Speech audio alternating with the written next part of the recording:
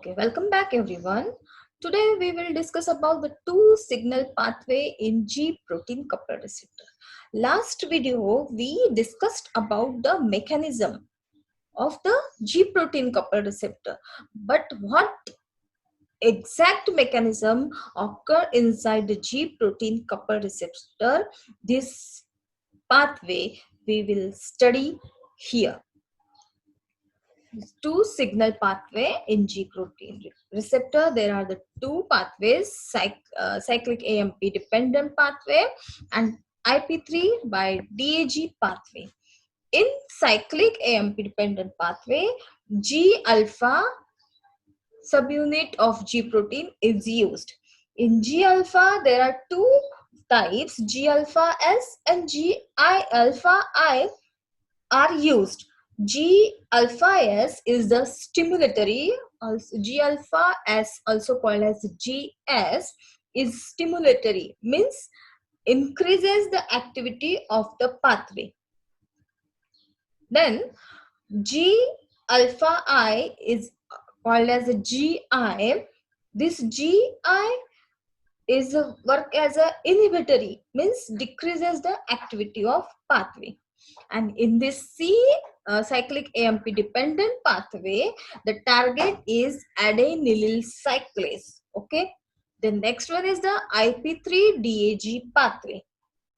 In Ip3 Dag means phosphatidylinositol signal pathway.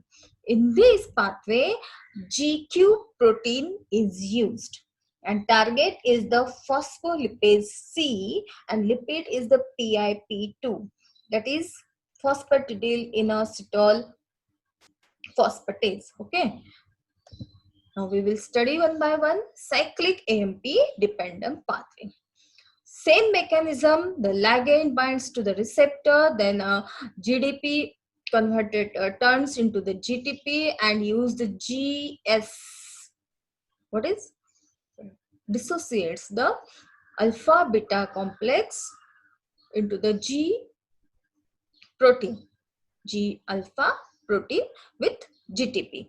This G alpha protein GTP binds to the adenylyl cyclase. This adenylyl cyclase used ATP and converted into the cyclic AMP, that is second messenger. And this second messenger works to the protein kinase A pathway. Protein kinase A is used in the different metabolic pathway. These all are about the cyclic AMP dependent pathway. What happened? GS protein is bound to the adenylyl cyclase, then ATP converts to the cyclic AMP, and cyclic AMP is a second messenger used in a protein kinase A. Now GS is work as a stimulatory, that is increase the activity of this pathway. Now how to decrease the activity of pathway? See, same procedure, the receptor is binds to the ligand and then GDP is converted into the GTP and GTP with the GI protein binds to the adenyl cyclase, then the adenyl cyclase not used ATP and not converted into the cyclic AMP and not converted to the protein kinase A. That also same decreases, means adenyl cyclase is slowly used ATP and slowly converted into the cyclic AMP and not used in a protein kinase pathway. This is about how to increases the activity of this pathway and how to decreases the activity of this pathway. Then next one is the Ip3 and Dhg pathway.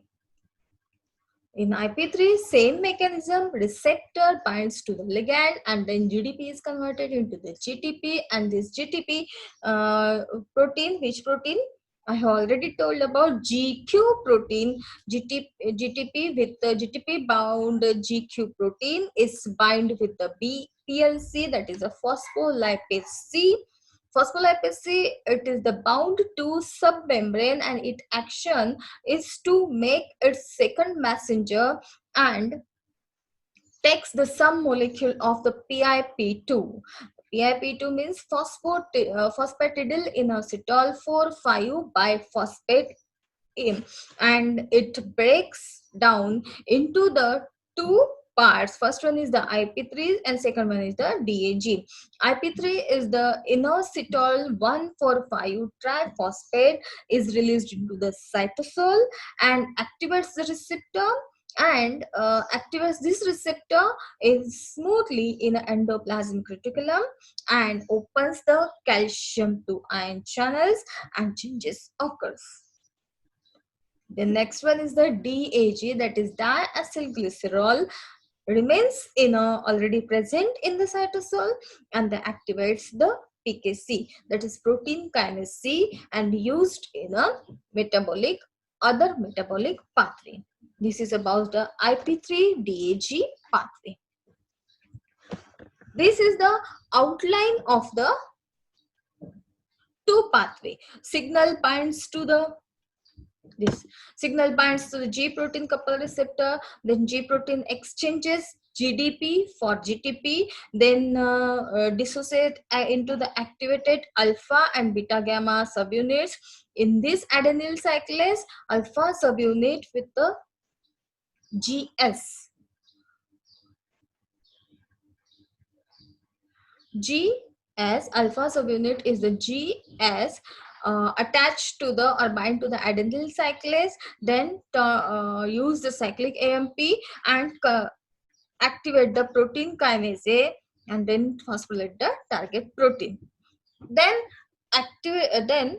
in Ip3 and DAG pathway, activated the alpha subunit, which one is the GQ alpha subunit with the phospholipase C, then breaks into the two parts, Ip3 and DAG. Ip3 opens the calcium 2 channel and which releases from the endoplasmic reticulum. Then same DAG and both of these activates the protein kinase C, and both activates protein kinase C of this pathway and of this pathway work as a phosphorylated target protein. These all are the outlines of the G protein coupled receptor. Then transduction of the epinephrine signal, that is the beta-adrenergic pathway. See, the one most important example of the G protein coupled receptor is the beta-adrenergic pathway.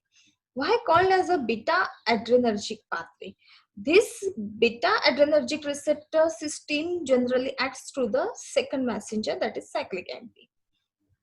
Listen, epinephrine action starts when the hormone binds to the protein receptor in the plasma membrane of epinephrine sensitive cell. And in these adrenergic receptor used, which one? Adrenergic receptor, alternative name are epinephrine and adrenaline. And this adrenergic receptor have four types: alpha 1, alpha 2 and beta 1, beta 2. Then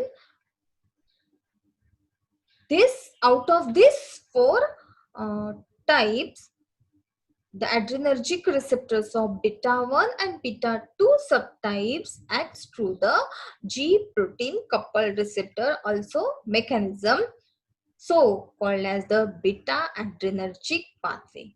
Why called beta-adrenergic pathway? Because the two subtypes of the beta-adrenergic used in the mechanism or in this pathway, so called as the beta-adrenergic pathway.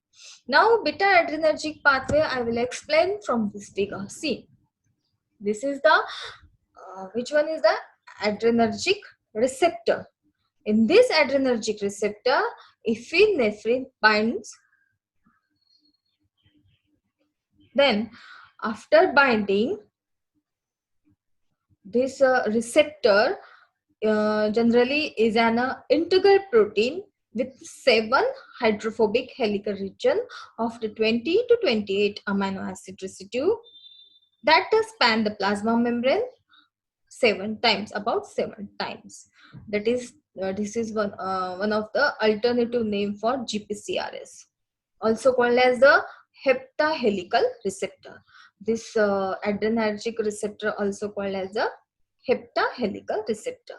Then the binding of epinephrine to the site of the receptor deep within the plasma membrane, that the conformational changes occurs. That is, this GDP bound to the GS converted into the GTP and activating the GS, converted into the GTP and activating the GS.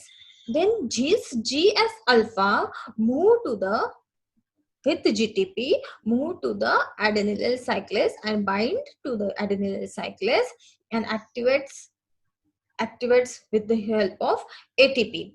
Then this ATP is converted into the adenylyl cyclase, catalyzes the formation of cyclic AMP. That is, this adenylyl cyclase use the ATP and convert it into the cyclic AMP. Then this cyclic AMP activated and turns to the protein kinase A.